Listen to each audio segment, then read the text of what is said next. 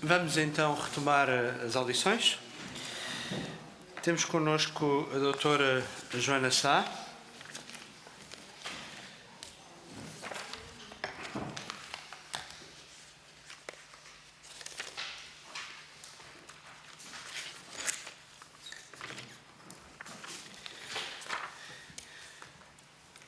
A doutora Joana Sá é investigadora no Instituto Gulbenkian de Ciência e vamos, por isso, beneficiar da reflexão que no âmbito do Instituto tem sido feito também sobre o desafio do mundo digital e dos processos de comunicação e a nossa curiosidade para a sua exposição inicial e depois, como já se viu, teremos a ocasião de colocar as questões que vierem a ser consideradas pertinentes.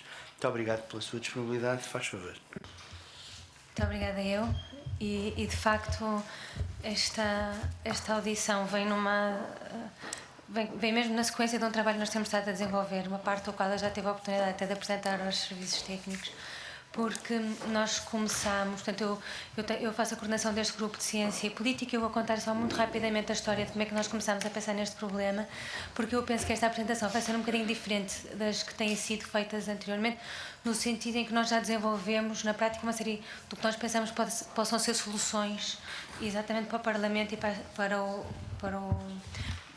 Parlamento de vários pontos de vista. Portanto, eu estou a apresentar o trabalho que está a ser feito pelo meu grupo de investigação, portanto, o Manuel Marques Pita e o Paulo Almeida, um é pós-doc e outro é estudante do grupo de investigação e técnico. Portanto, o que o grupo de investigação faz no Instituto Gulbenkian de Ciência é, de facto, tentar utilizar a informação que existe, dispersa nas mais diversas fontes, para informar a decisão política. E a ideia é que será possível, se nós usarmos mais informação e se tivermos mais dados, eventualmente tomar decisões não necessariamente melhores, mas pelo menos mais informadas.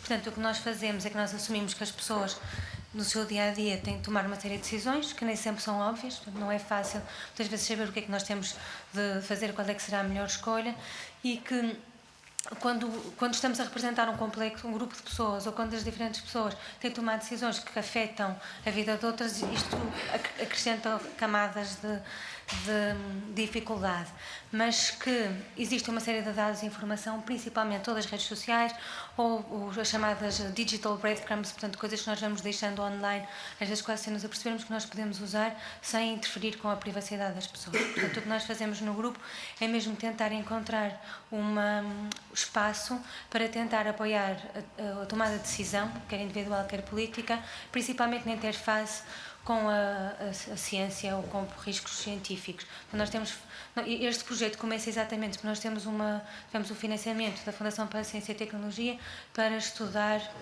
a problemática da gripe, de riscos de gripe e riscos de uma série de doenças e como é que nós podemos usar as redes sociais, como é que a legislação devia ser alterada em função do que está a acontecer e por aí fora também em colaboração com o grupo NISCTE.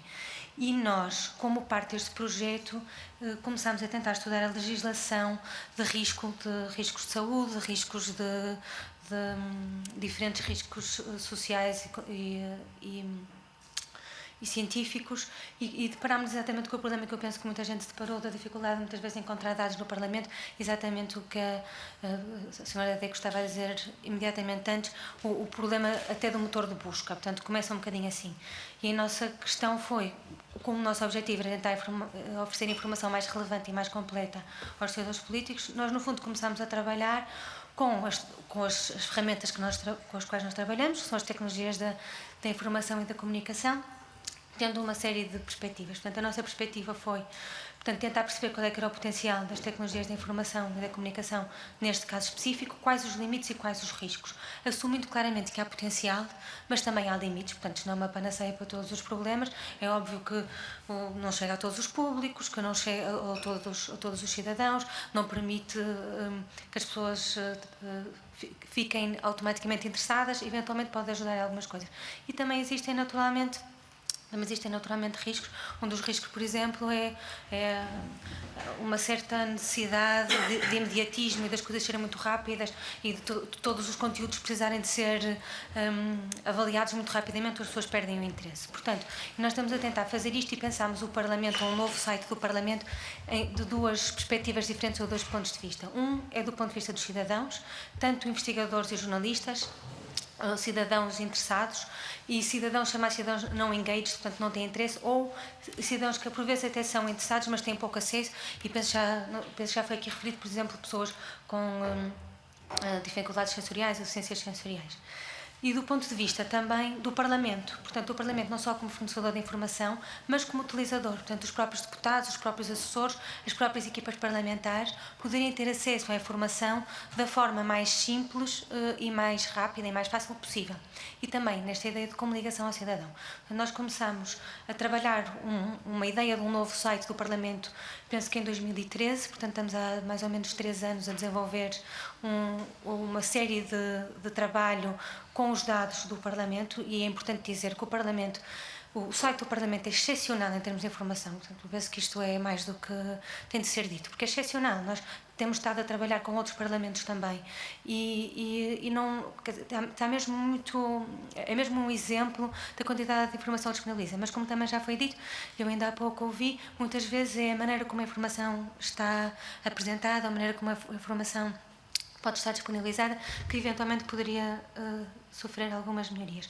Portanto, os 3 pontos fundamentais em que eu vou tentar focar-me durante esta breve apresentação é exatamente esta ideia de como melhorar e facilitar a partilha de informação, portanto, como é que se pode chegar a mais cidadãos, e a ideia aqui é tentar tornar o site mais simples, e há muitas coisas que podem ser feitas, quer em termos de linguagem, quer em termos da maneira como a informação é disponibilizada, vídeos, explicações por aí fora, tornando o site mais agradável e intuitivo, portanto aqui a parte do design é muito importante, e tornando o trabalho parlamentar mais acessível, os cidadãos saberem o que é que está a ser feito.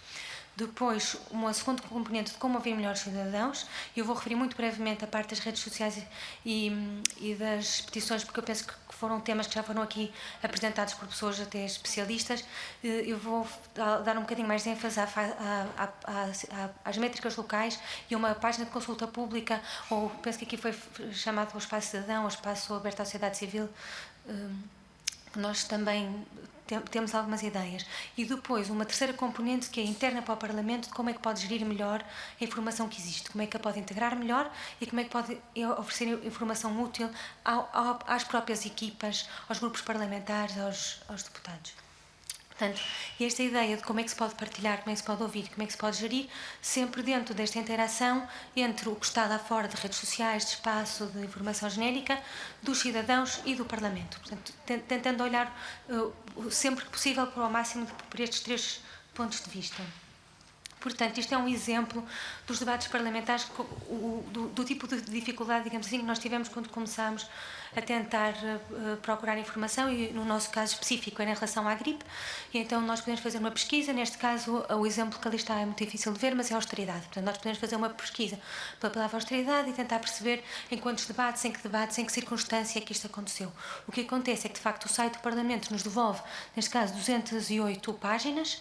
Dentro destas 208 páginas temos uma série de páginas no site que dirigem para uma série de outras páginas dentro do site do Parlamento. Algumas destas, se nós carregarmos ali naquela barra vermelha que diz mais resultados, ainda se expande.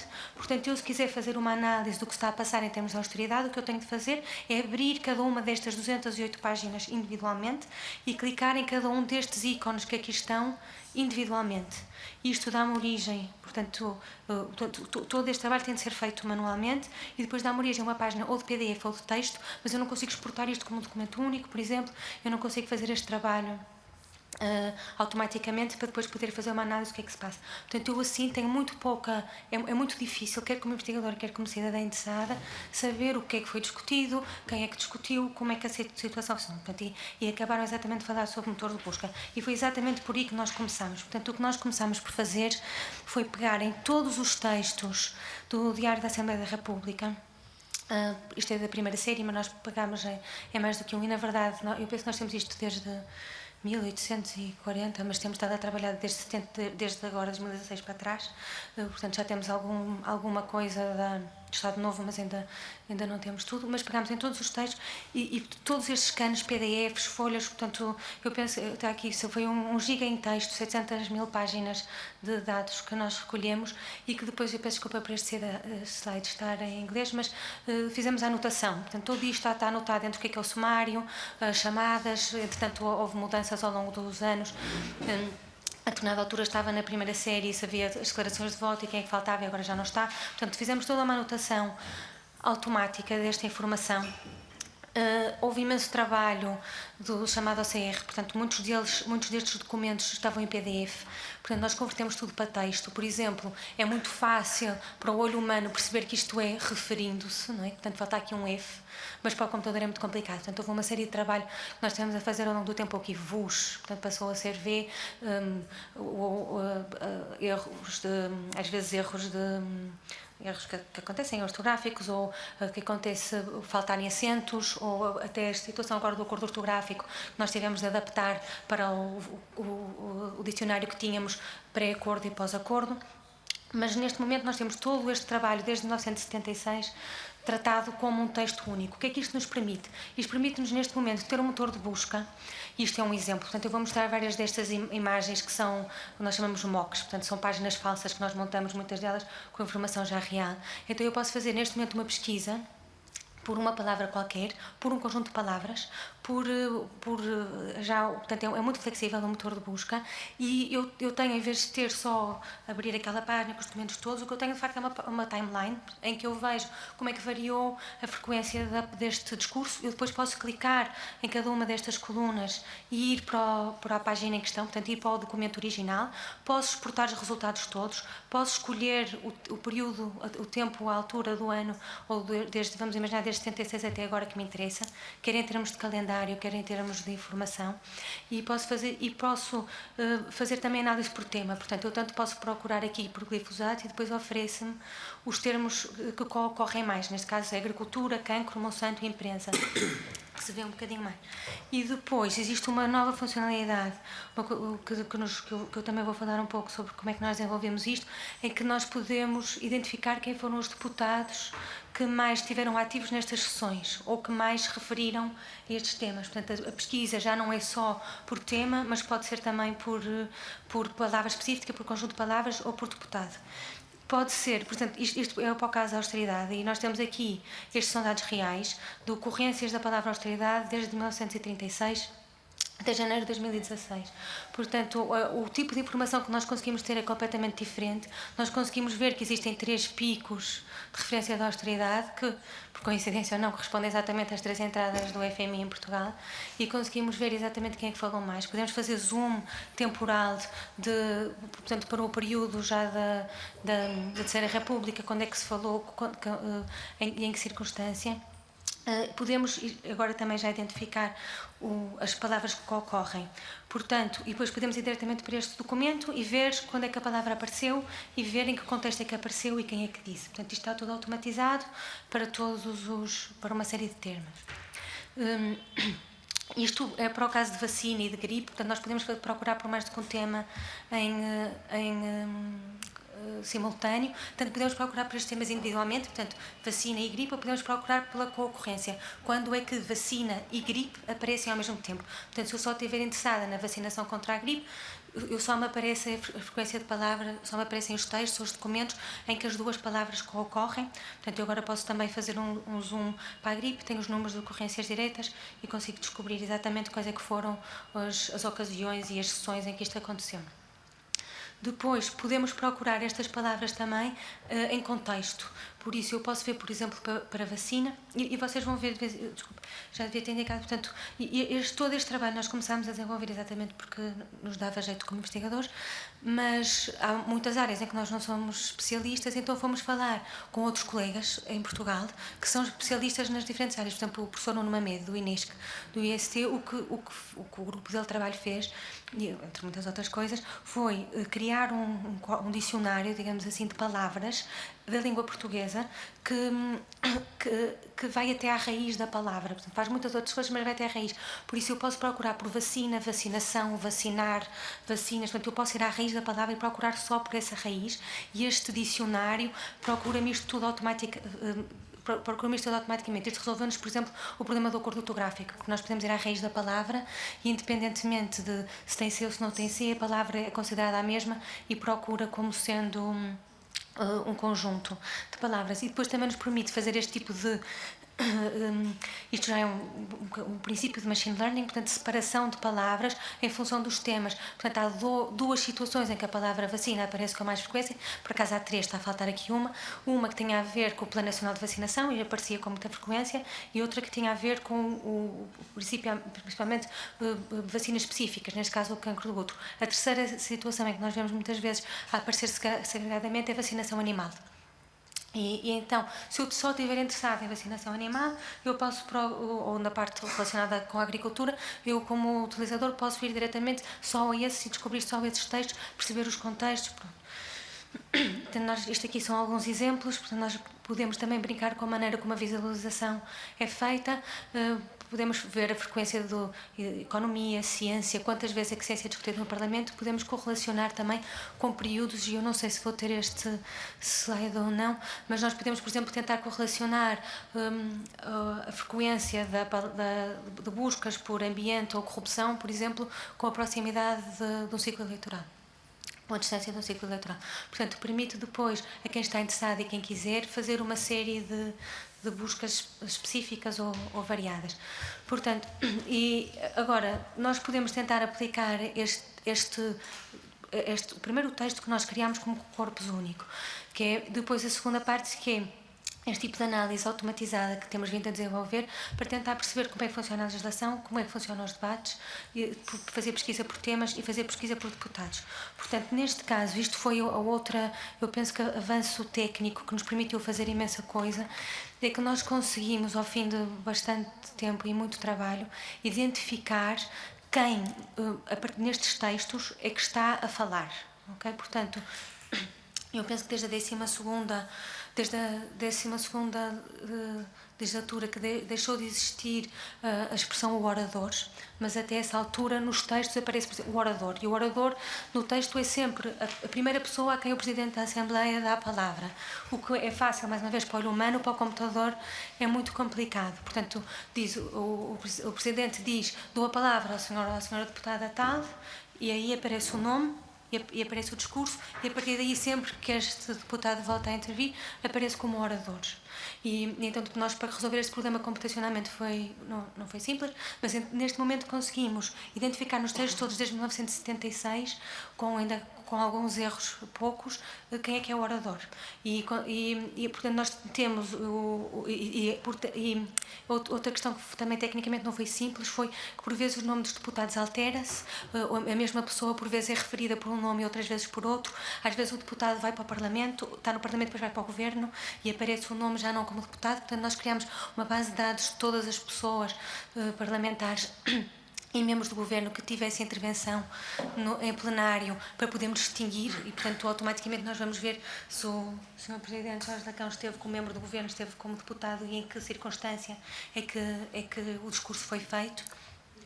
Portanto, conseguimos identificar e fazer comparações de discurso. Portanto, o tipo de página que isto permite é uma página por deputado que é muito mais rica, que permite estas pesquisas por termo. Por exemplo, eu tenho interesse em saber se o deputado do meu círculo alguma vez falou sobre um determinado tema, e então aquela série temporal varia em função deste tema. Não se vê muito bem, mas estas setas aqui podem indicar votações, portanto, o dia em que houve votação e em que sentido é que o deputado votou. Portanto, neste momento nós temos as participações, ausências e presenças, portanto, participações em plenário, se tomou a palavra ou não, as votações e o sentido de voto. Declarações de voto. Esta parte das votações ainda está a ser trabalhada e desenvolvida, e nós esperamos que até possa ser feita em colaboração com outro grupo que tem estado a pensar nisto. Portanto, o máximo possível de colaborações com investigadores e com a sociedade civil. Temas, portanto, aqui, por exemplo, aparece automaticamente uma nuvem de palavras que reflete em termos de frequência de temas, o que o deputado ou deputada mais disse, portanto, quais é que são os temas mais frequentes. E isto aqui é já também envolve, tecnicamente é bastante mais complexo, mas existe a possibilidade de comparar através de machine learning, mais uma vez, de comparar este deputado com outros deputados semelhantes. Portanto, ver que outros deputados é que também estão, portanto, neste caso, no deputado Luís Monteiro, que muito frequentemente fala de escola, ensino superior. Nós podemos tentar ver que outros deputados é que também falam sobre esses temas e acrescentar e comparar isso, por exemplo, com a informação sobre as comissões. Em comissões é que está presente, acrescentar a informação biográfica que já existe no site do Parlamento e atividade. Portanto, há quantas legislaturas está presente, em que temas é que é mais ativo e procurar aqui. Portanto, há uma série... E depois, portanto, isto é a semelhança. E depois existe a possibilidade também da presença do deputado ou não nas redes sociais com uma grande capacidade de personalização. Portanto, a ideia seria que pudesse haver uma parte que é, digamos, que fixa para todos os deputados e depois uma parte que o próprio deputado pode decidir que tipo de informação é que quer disponibilizar ou não. Se tem um blog, se não tem um blog, se tem página de Facebook e se quer ou não, e-mail por aí fora. Portanto, poder haver muita diversidade em relação a isso. Portanto, esta informação é toda gerada automaticamente, em tempo real, em função dos dados que existem ou que possam ser gerados. Quer dizer, pode ser mais em tempo real ou menos em tempo real, dependendo de como o Parlamento pudesse entender, ou como isto a ser independente, como é que a avaliação poderia ser feita e a extração dos dados. Temos aqui outro exemplo. Neste exemplo, penso que já é para o Sr. Presidente Jorge Lacão como membro do Governo. Portanto, poder-se variar aqui a legislatura e tentar ver a diferença de palavras ou a diferença de texto. Mas vemos que é completamente diferente. Portanto, estamos a falar de temas ou de prioridades que são diferentes. Depois, há uma série de informação que nós temos estado a fazer a análise do ponto de vista temporal, portanto, dos últimos 40 anos, principalmente. E isto foi uma das razões pelas quais nós começámos a fazer, é porque queríamos ver evolução de algum tipo de leis específicas. E a minha colaboradora, a professora com quem eu estava a trabalhar, que é a professora Maria Eduarda Gonçalves do ISCTE, que é de facto um dos interesses dela, é nova legislação e os novos campos do direito. Portanto, como é que alguma legislação chamada de risco ou relacionada com ou bases de dados ou doenças poderia ter evoluído. E então nós começámos a tentar fazer esta análise temporal e muitas das coisas, ou muitas das técnicas que nós desenvolvemos são exatamente para tentar ver automaticamente como é que as coisas estão a alterar. Eu peço desculpa, não se vê muito bem, mas, por exemplo, isto é para a penúltima legislatura. O sistema automaticamente, como tem aquela informação biográfica dos deputados, é perfeitamente possível fazer automaticamente uma distribuição, por exemplo, por formação, a separação. Nós vemos que está a haver, ainda não está a 50%, mas está a haver, há cada vez mais senhoras deputadas em relação a senhores deputados, e aqui este gráfico mostra, por exemplo, as idades. Portanto, desde a 6ª até à 13ª, o que nós vemos tendencialmente é que o Parlamento tem estado a rejuvenescer, no sentido em que há cada vez mais deputados com menos de 40 anos, menos deputados com mais de 40, pois isto pode ser refinado. Mas isto, nós temos visto, mesmo de uma perspectiva do cidadão poder conhecer melhor o Parlamento e de algumas destas informações poderem ser disponibilizadas de uma maneira muito simples. Outras coisas são muito mais complexas, nós podemos ver como é que este gráfico é deliberadamente complexo, mas nós podemos ver como é que cada grupo parlamentar votou com cada grupo parlamentar por legislatura. E se está a haver aproximações, se está a haver separações, o que é que acontece em caso de coligação e por aí fora, partidos que estão representados, que deixam de estar representados. Podemos simplificar isto, por exemplo, isto é para o caso do PS, e eu vejo agora que falta o PS com o Partido Ecologista aos Verdes, mas sei que é muito parecido com o padrão de votações com o Bloco de Esquerda, mais do que até com o PCP, mas vemos que, por exemplo, agora como é expectável, nesta 13ª, existe muito frequentemente o PS, o Bloco de Esquerda e o PCP estão a votar juntos. Mas toda esta análise, mais uma vez, é feita automaticamente. ou pode ser feito automaticamente. Portanto, isto é uma série de exemplos que nós podemos dar de como, desta análise que está a ser feita ao longo de muitos anos e de como é que os temas têm variado, como é que as votações podem variar, como é que as aproximações podem variar e que achamos que é muito atempado, muito relevante exatamente agora com a celebração dos 40 anos da Constituição e até como exemplo de como a sociedade civil já está envolvida cada vez mais nisto. Isto são duas nuvens de palavras, uma são as palavras que foram mais ditas em 1976 e a outra são as palavras que foram mais ditas em 2015. E eu penso que é muito fácil de adivinhar a qual é que cada ano pertence. E nós vemos uma série destas evoluções que são interessantes, quer do ponto de vista do investigador, mas eu penso muito interessantes do ponto de vista do cidadão. Portanto, em relação à situação da linguagem e de facilitar o acesso ao Parlamento, nós deparámos exatamente com muitas das dificuldades que foram descritas em relação à linguagem, a não perceber alguns termos. Portanto, nós começámos a tentar perceber como é que se processa uma votação, em que consiste o trabalho parlamentar, as faltas, quais é que são as diferenças. Nós sabemos que há uns sites que mostram as faltas dos deputados e nós tivemos muita dificuldade em perceber se aquelas faltas eram justificadas, se era um trabalho político, se era trabalho em comissão, se era só porque não estavam em plenário. Então vamos tentar perceber se conseguimos distinguir o que é que uma maneira um bocadinho mais profunda o que é que isto queria dizer, como é que funciona o trabalho das comissões, a votação dos orçamentos, debates quinzenais, por aí fora. Portanto, há uma série de parte processual do Parlamento que não é conhecida dos cidadãos em geral e que, de facto, não é muito fácil de compreender lendo o site, ou vendo o site. Então, o que nós fizemos foi que falámos com alguns colegas de Direito e depois, e neste momento, já estamos a trabalhar com o professor Tiago Fidalgo Freitas, da Faculdade de Direito, que é não só especialista, não é só de Direito Constitucional, mas também em Direito Parlamentar. Portanto, a ideia é exatamente ele estar-nos a ajudar a descodificar algum do texto e acima de tudo, é tornar as coisas mais fáceis de compreender sem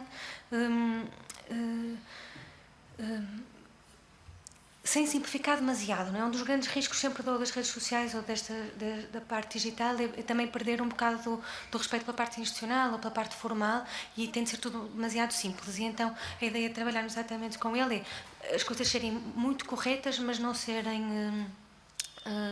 e serem simples, mas não sendo infantilizantes ou não perdendo a sua raiz. Portanto, isto é um exemplo da página do Parlamento que explica o processo legislativo comum, que não é fácil de ler, não é fácil de compreender e não é toda a gente que se dedica a fazê-lo.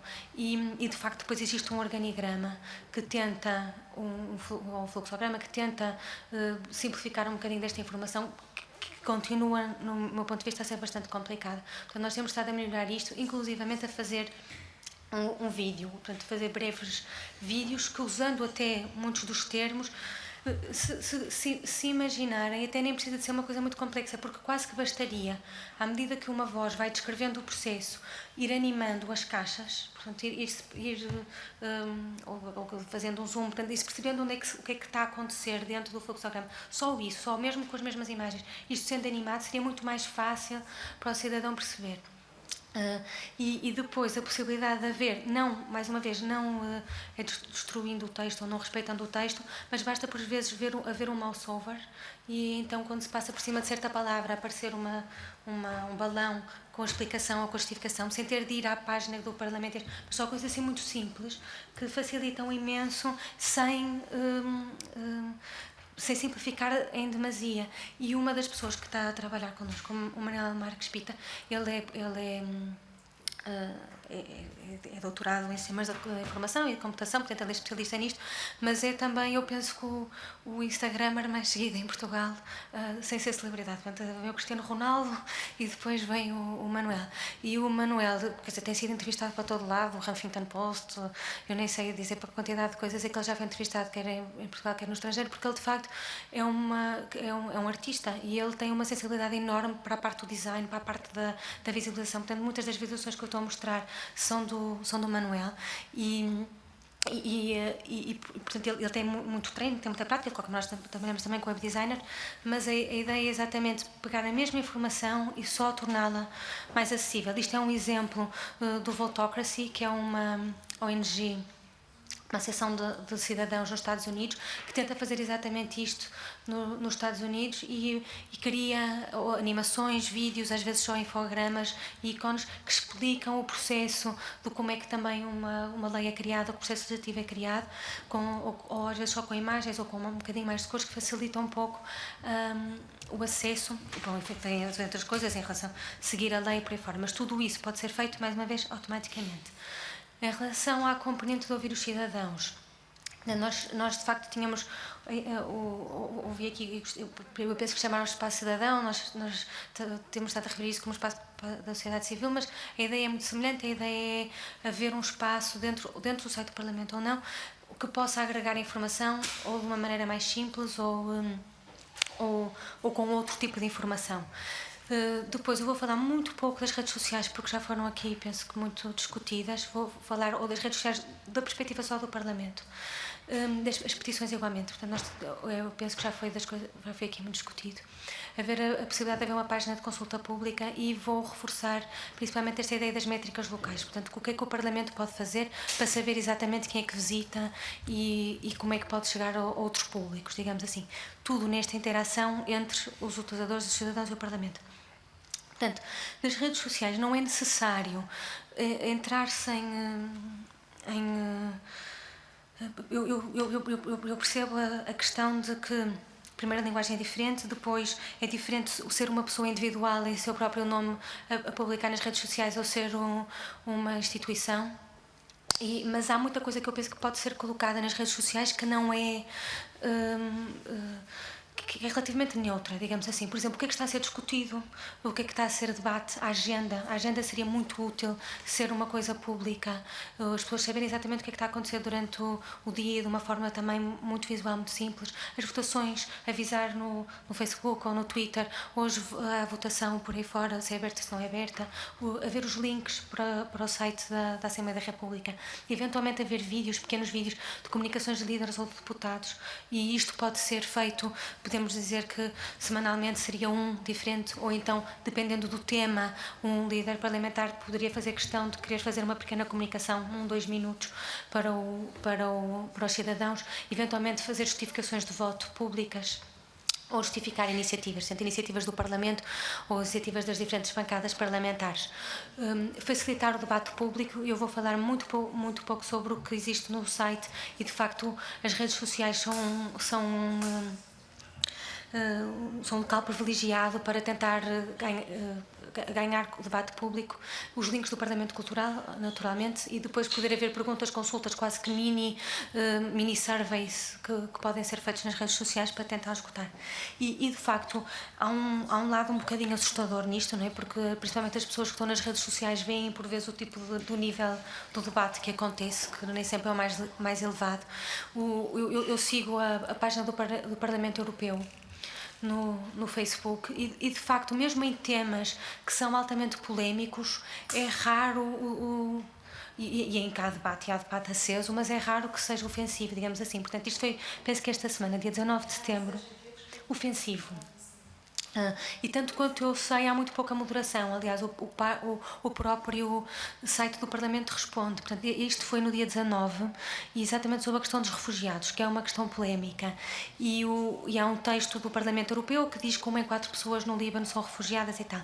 E depois há um utilizador do Facebook que diz: vocês não têm de fazer isto não é um problema europeu.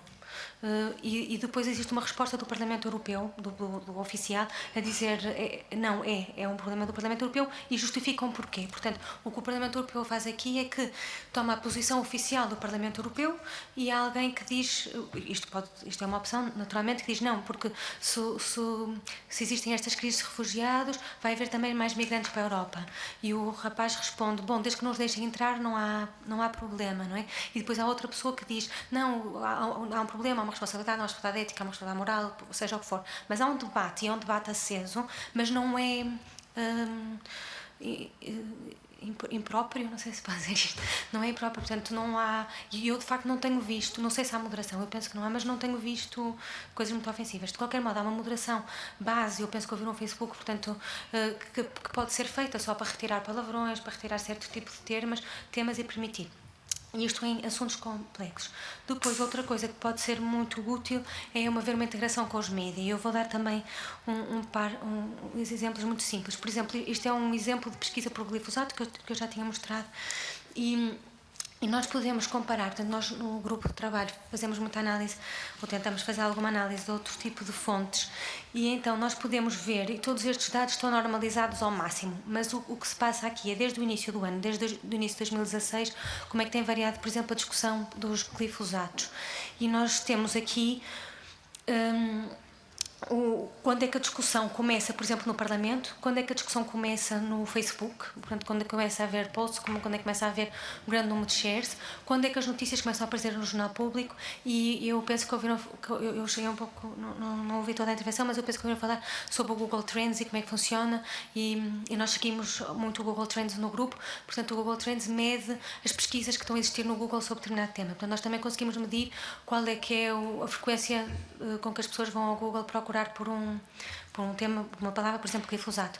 E o que nós vemos aqui, e isto pode permitir, quer para o uso interno, quer não, compreender como é que está a ser feita a agenda, porque neste caso o que nós vemos é que os primeiros, portanto, esta linha verde mostra um site específico sobre glifosatos, ou chama-se qualquer coisa como Say No to Monsanto,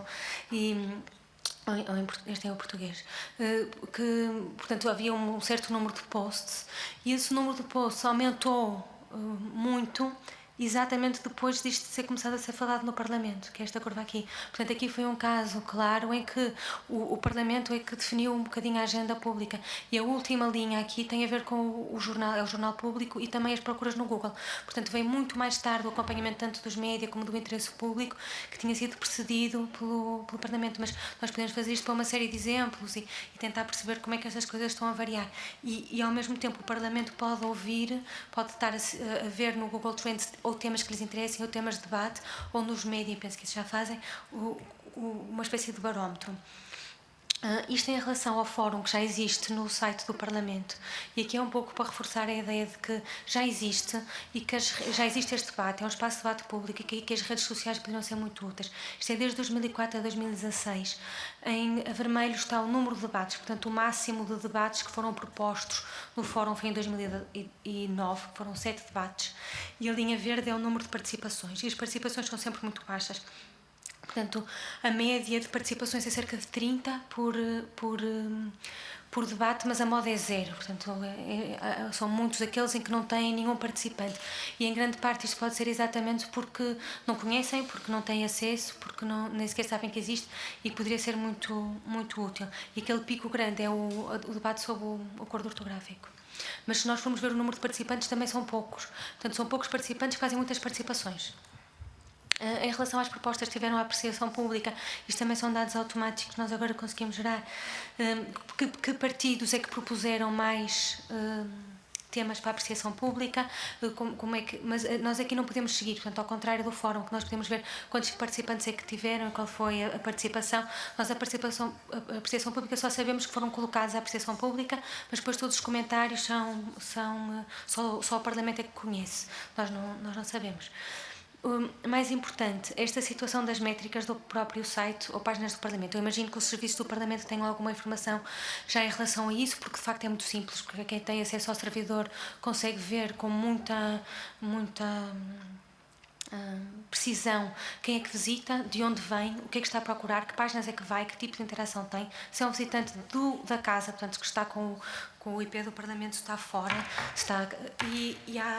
é muito simples para o Parlamento conhecer muito bem este tipo de métricas, que pode disponibilizar ou não.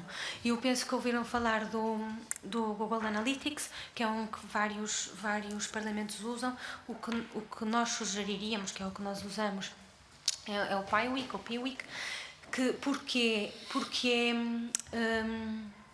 é open source, é grátis, porque uma parte que eu acho que é fundamental é que, por exemplo, no caso da Google Analytics, quer dizer, isto não quero estar a dizer mal a Google de forma nenhuma, mas no caso, por exemplo, da Google Analytics ou destas que são proprietary ou que são de uma empresa, a empresa recolhe os dados e também fica com eles, não é? Neste caso, não. Esta, só o Parlamento é que tem acesso aos utilizadores. Portanto, portanto tem uma privacy protection que é do Parlamento, é de quem usa o serviço. E os dados não são dados a nenhuma empresa. Pode ser relevante ou não. E pronto, e aí tem uma série de pactos de extensão e por aí fora. E é, por exemplo, o que usa a Holanda.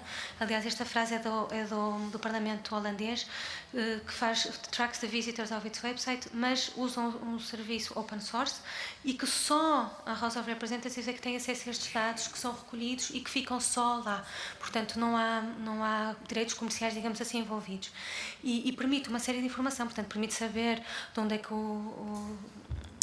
a pessoa que está a procurar está, quantas visitas fez, isto independentemente de criar uma página, mas pode ter quantas visitas fez, o que é que procurou, quantas páginas viu, qual foi a média de tempo, quanto tempo é que teve em cada conteúdo, pronto. E esse tipo de informação depois é analisada automaticamente, e mais uma vez aqui o machine learning pode ser muito, muito útil, porque podes usar isto não só para perceber a pessoa passou demasiado tempo aqui, ou é porque tem muito interesse, ou é porque esta página precisa ser simplificada, não é?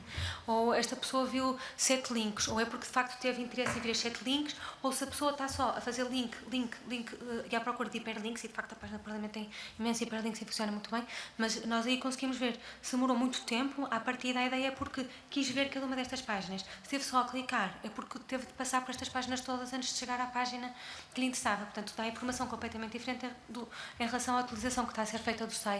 E todo este tipo de informação pode ser feita e é feita por muita gente automaticamente, e então o próprio site do Parlamento percebe o que é que está a funcionar bem, o que é que está a funcionar mal, ou o que é que podia funcionar melhor, e consegue ajustar em tempo real quase as melhorias. Algumas em tempo real, outras não, outras implica repensar estas páginas. Pronto. Para terminar, e eu penso que este é o meu último slide, há 2 pontos que eu queria reforçar. O primeiro é que este trabalho que estou aqui a apresentar, não todo, mas em grande parte, foi feito não só em colaboração com uma série de professores, portanto, de outros investigadores, do Instituto Superior Técnico, do ISCTE, da sociedade civil e por aí fora, como uma grande parte dele foi financiado por dinheiro público, através da Fundação para a Ciência e a Tecnologia.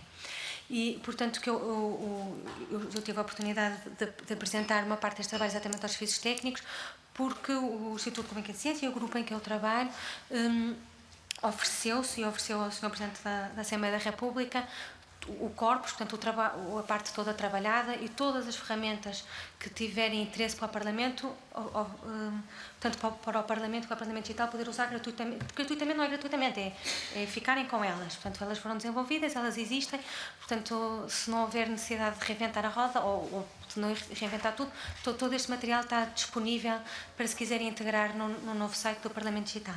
E a segunda coisa que eu queria reforçar é que, independentemente do que o Parlamento venha a decidir, quer em termos de redes sociais, quer em termos de informação que possa ser útil, o que pode ser o que é fundamental é que exista uma integração destas plataformas de forma que o Parlamento saiba exatamente o que é que está a ganhar de cada uma delas, portanto, o que é que está a receber do YouTube, o que é que está a receber do Instagram, o que é que está a receber dos utilizadores por e-mail, e existem formas, não é, desta informação ser integrada com, mais uma vez, em plataformas openware que permitam ao Parlamento saber exatamente o que é que está a acontecer. Portanto, isto possa ser completamente bidirecional e que a informação seja relevante.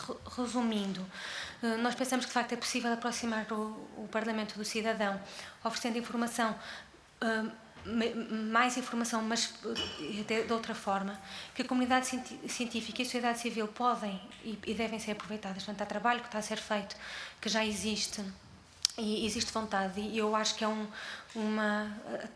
agora é a minha opinião muito pessoal, mas que acho que até poderia ser uma celebração bonita dos 40 anos da Constituição. Portanto, haver um site do Parlamento que tenha de facto a contribuição direta da sociedade civil e dos cidadãos que pensaram e que o trabalharam. E penso que é possível conhecer muito melhor quem visita o site do Parlamento, e que é relativamente simples. E que todas estas ferramentas que eu tenho estado a apresentar, principalmente a análise dos discursos dos deputados, a parte automatizada, é única no mundo. Portanto, não é uma situação em que o Parlamento Europeu já está a fazer. Não existe. Portanto, o próprio Parlamento Europeu não tem este tipo de identificação de discurso, comparação de discurso, técnicas de machine learning que nós desenvolvemos, porque nós somos um grupo de investigação que é especialista nisto, não é? Portanto, ou que tem pessoas que são especialistas nisto. E não há necessidade de todos os parlamentos de terem pessoas que o que fazem o tempo inteiro é desenvolver técnicas de machine learning quando existem grupos que são financiados muitas vezes para a ciência e tecnologia para desenvolver exatamente isto em português. Portanto, até um dos meus colegas esteve em Estrasburgo há relativamente pouco tempo a apresentar este tipo de trabalho no Parlamento Europeu, exatamente porque eles não têm e porque eles querem ter e porque sabem que nós estamos a fazê-lo. E pronto, existe um grande potencial para as TIC nesta aproximação entre o Parlamento e os cidadãos, mas que não é resposta para tudo. Há muita coisa que pode ser feita, há muita coisa que pode ser melhorada e pronto, e era o que eu tinha para dizer. Muito obrigada. E os e-mails, por acaso. Eu não sei se os senhores deputados têm o mesmo sentimento que eu, que é um certo sentimento de esmagamento. Não tem nada que pedir desculpa, porque o que eu pretendo dizer é exatamente o contrário. Eu creio que nos traz aqui uma comunicação de tal maneira rica, interpelante e em alguns aspectos, me é permitido dizê-lo, perturbadora, que eu vou-vos fazer um convite. Nós acho que não resolveremos o problema desta nossa interação consigo hoje. Acho que precisávamos de ter outras sessões para desenvolvermos ponto a ponto o conjunto dos temas que aqui nos apresentou, para os podermos avaliar do ponto de vista crítico e do ponto de vista técnico e do ponto de vista da possibilidade da sua integração nos trabalhos que estão aqui em curso, porque isto é de uma extraordinária riqueza. Alguns pontos imediatamente me ocorreram levantam enormes dificuldades de leitura em relação à percepção que se possa ser de fora. Eu vou dizer em concreto o que estou a pensar. Um grupo parlamentar com poucos deputados, não é essa deputada Elisa Apolónia, pode dar a imagem de que tem um deputado, não me leve mal pela expressão, porque não lhe é particularmente dirigida assim, mas é o que me ocorre. Pode ter um deputado hiperativo, com uma permanente intervenção no plenário. Um grupo parlamentar com muitos deputados, que tem que distribuir-nos em tempo de intervenção limitado. O tipo de intervenções dá um score de intervenção dos deputados muito mais modesto em relação à maior parte deles. Se isto não for bem compreendido e bem explicado, dá uma interpretação completamente distorcida daquilo que deve ser a percepção do trabalho parlamentar. E, sobretudo, quando certos destes tipos de avaliação não puderem ser simultaneamente compensados, por exemplo, com o trabalho nas comissões. E essas dificuldades existem. Mas isto que eu estou a dizer, de maneira nenhuma, é para diminuir o significado e o alcance daquilo que aqui nos mostrou. Porque tem virtualidades, a meu ver, extraordinárias. O que eu queria propor-vos era que não desenvolvêssemos o debate, porque como temos um tempo muito limitado e temos já uma outra audição, viéssemos a pôr-nos de acordo e, se estivesse disponível da sua parte, acredito que esteja, voltarmos a ter uma sessão só consigo para efeitos de escalpelizarmos muito mais toda esta apresentação que aqui nos fez. Não sei se estão de acordo, a senhora deputada Elisa Apolónia. Após daquilo que o Sr. Presidente disse, posso dizer só uma coisinha para que a doutora também tenha presente, porque eu julgo que é um sentimento generalizado, não tenho a certeza, mas eu acho que o site do Parlamento não tem como objetivo mostrar alguma competitividade ou alguma coisa dessas entre os parlamentares. Prestar informação sobre o seu trabalho parlamentar, sim. Pô-los quase em competitividade, não. Sim, mas eu quero dizer que a apresentação foi de facto riquíssima, levantou uma série de questões que agora também temos mesmo que amadurecer daí. Sim, eu agradeço imenso o ponto que levantaram, porque tem sido uma das nossas principais preocupações. E se reparar, nós não mostramos exatamente esse tipo de informação e temos tido imenso cuidado com ela. Por exemplo, até em relação às faltas, até em relação ao trabalho das comissões, porque exatamente nós percebemos que se o grupo parlamentar tem 2 deputados ou tem um deputado, que muitas vezes é o mesmo deputado que está numa série de comissões.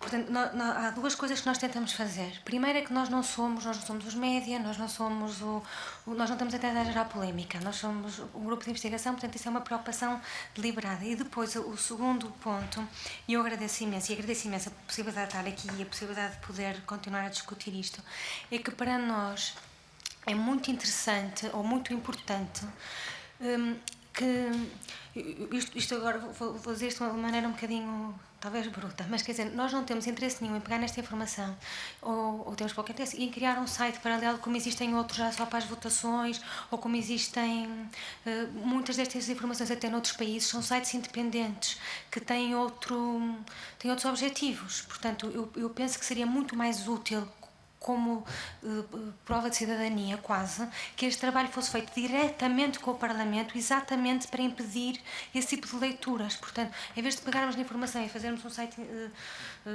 privado, ou seja, o que for, que possa ser mal interpretado por não ter, porque nem sempre existe essa sensibilidade, eu penso que haveria imenso a ganhar em que em que o trabalho seja feito, e nós estamos mais disponíveis para isso, em que se possa aproveitar o conhecimento que nós temos como cientistas e como investigadores e os interesses do Parlamento. E eu penso que até há muita informação que pode estar disponibilizada só como intranet. Portanto, os próprios deputados terem interesse, os próprios assessores saberem quem é que votou como, quando, em alguma situação, porque lhes é útil para o trabalho parlamentar e não necessariamente, portanto, isso é uma decisão do Parlamento disponível. E esse... O objetivo é o da aproximação do Parlamento aos cidadãos, penso que em geral, portanto não se ganha nada para nenhum dos lados que se possam criar tensões. Portanto, essa questão das comissões ou das presenças ou até das comunicações em plenário, nós até temos estado a distinguir, por exemplo, quem é que é o líder da bancada parlamentar, porque é sempre desproporcionalmente alguém que fala mais e que pode parecer, ou existem outros que se calhar têm menos, que é por retórica ou por interesse, que quase não têm intervenção ao longo do tempo, mas que fazem outro tipo de trabalho. Portanto, e isso poder ser mostrado na página do deputado, quais é que são as diferentes valências, e quer dizer, penso que pode ser informação muito útil, muito rica, desde que também disponibilizada com atenção. Mas existe essa Permita-me só referir o seguinte. Eu creio que é evidente que nem tudo o que a técnica permite carece de ter necessariamente uma leitura de utilidade do ponto de vista daquilo que é o valor comunicacional ou a interação entre uma instituição e o público a que se dirige. E por outro lado pode haver outro tipo, como agora aliás acabou de referir, pode haver um certo tipo de informação que deve ficar disponível na gestão do próprio deputado. E, portanto, tudo isso nós precisaríamos de amadurecer, de avaliar, ponto a ponto, criticamente, qual é o tipo de informação genuinamente útil para o processo comunicacional do Parlamento e, portanto, que deveria poder ser absorvida no site institucional do Parlamento, qual é aquela outra que, eventualmente, pode ficar na disponibilidade, por exemplo, de grupos parlamentares ou também da página individual do deputado. Mas tudo isso justamente precisaria e precisará da tal reflexão ponderada e devidamente acompanhada e melhor percepcionada por todos nós. Portanto, eu renovo aqui este convite, internamente e a si, à sua equipa, para voltarmos a reunir em breve, porque realmente eu acho que este trabalho é extraordinário e aí estamos, creio eu, todos de acordo. Não fará sentido deixar que ele possa vir a ser utilizado por outras instâncias quando nós estamos precisamente neste momento a fazer um esforço para valorizar ao máximo os nossos processos de comunicação. Estamos de acordo com isto? Damos a... Sr. Deputado Ricardo...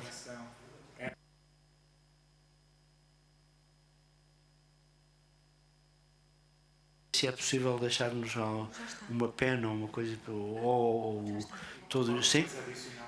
Ficar connosco? E há alguma documentação, penso que já está cá? E esta apresentação já está. Perfe-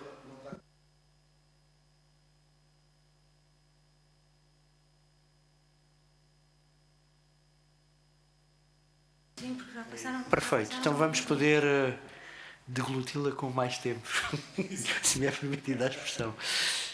Renovo-lhe os meus agradecimentos e os meus parabéns, em meu nome e em nome de todos nós, e até breve. Muito obrigado.